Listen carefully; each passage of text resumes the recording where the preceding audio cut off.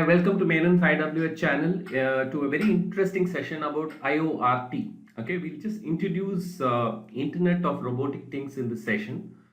Now, IoRT is going to be really the future for a lot of reasons. We'll see it in this particular video. So, if you see the concept of usage of cloud services in general in robotics and IoT opens a new domain which is called Internet of Robotic Things, right? So you can really look at like this is like an advanced version of cloud robotics or extension of an IoT to leverage capability of data monitoring to machine intelligence and intelligent agents, right? So there is a lot of developments which is happening in the field of robotics and in the IoT in the last maybe 5 years, and both of them are getting complementary to each other to do a lot of interesting use cases. Okay, so what is IoT? It's a system of uniquely identifiable, interrelated, interconnected devices. Okay, and if you really know, like IoT was really coined by Kevin Ashton in 1999, and Mark is said to be the first person to have been conceived this idea in this scientific paper titled The Computer for the 21st Century, right? So the connected things in IoT are used to perform remote sensing, actuating, as well as monitoring capabilities. Okay, any natural or man-made entity that can be assigned an IP can transmit data over a network is a thing in the Internet of Things. So IoT will expand the ability to collect and transmit information and communicate over the current internet or any compatible network. Okay, that's what IoT is about.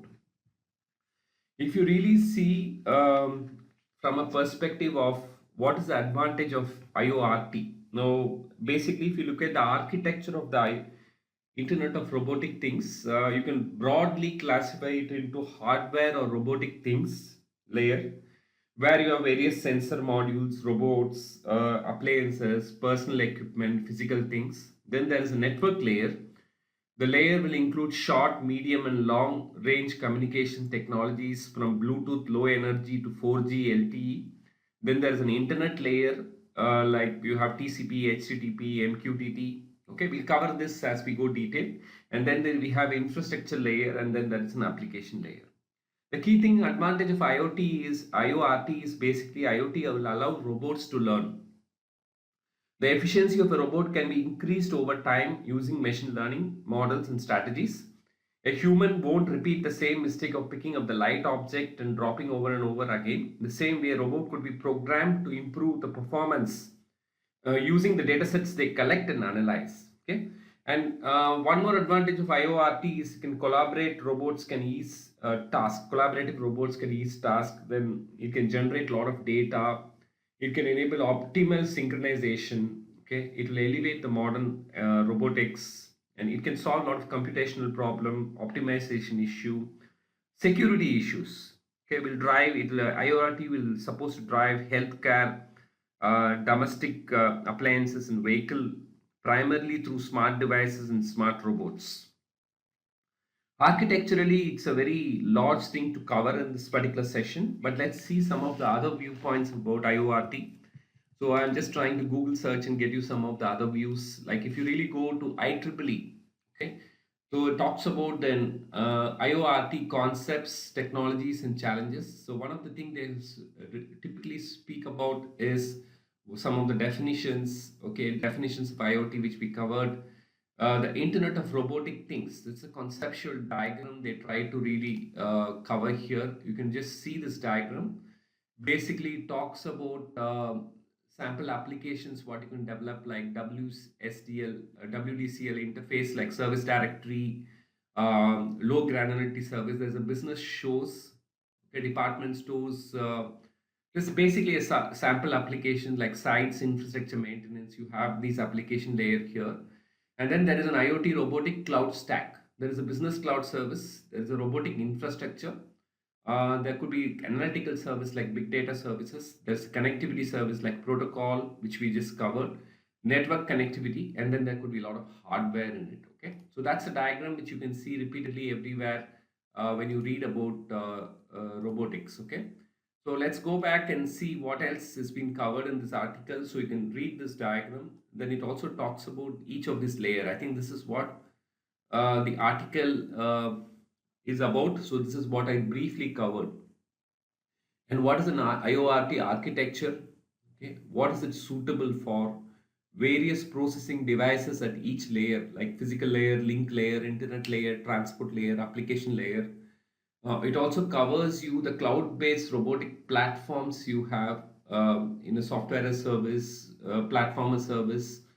This is also getting covered. And what are some of the challenges you have while you do researching in this particular area and something. So it's very interesting article which you should really go through as when you get time.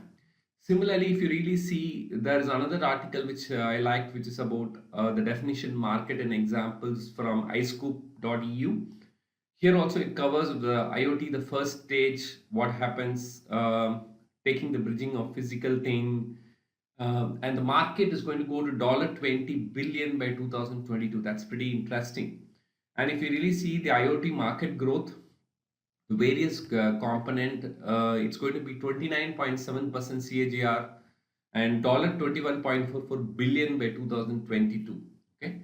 So what is the components of an IoT? It's an intelligent device robot with embedded monitoring capabilities and additional sensor data from other sources. The devices can leverage local and distributed intelligence, analyze data from monitored event and access to data, and then there can be fusion of various sensor data. Okay. So it's a concept where intelligent devices can monitor events, fuse sensor data from a variety of sources. It can use local and distributed intelligence to determine a best course of action, then act to control or manipulate objects, the physical world, in the same cases while physically moving through the world. So that's what ABI research is trying to tell you about this. Okay. So there's a lot of things which is there in this article, which I'll leave it to you in the descriptions. And there is something called Amazon Robotics Warehouse Automation of Fulfillment Center, where mobile robots move bins and pallets and can coordinate their movements to avoid accident. Okay. And you can also see another example where a robotic device that could check in a corporate parking lot if a car is authorized to use that a lot, if not alert about it. Okay. So a lot of ways by which you really see IoRT going to be the future. We'll talk about this topic more in the channel and conduct some workshops, but this was just a quick overview about IoRT. Thanks for watching.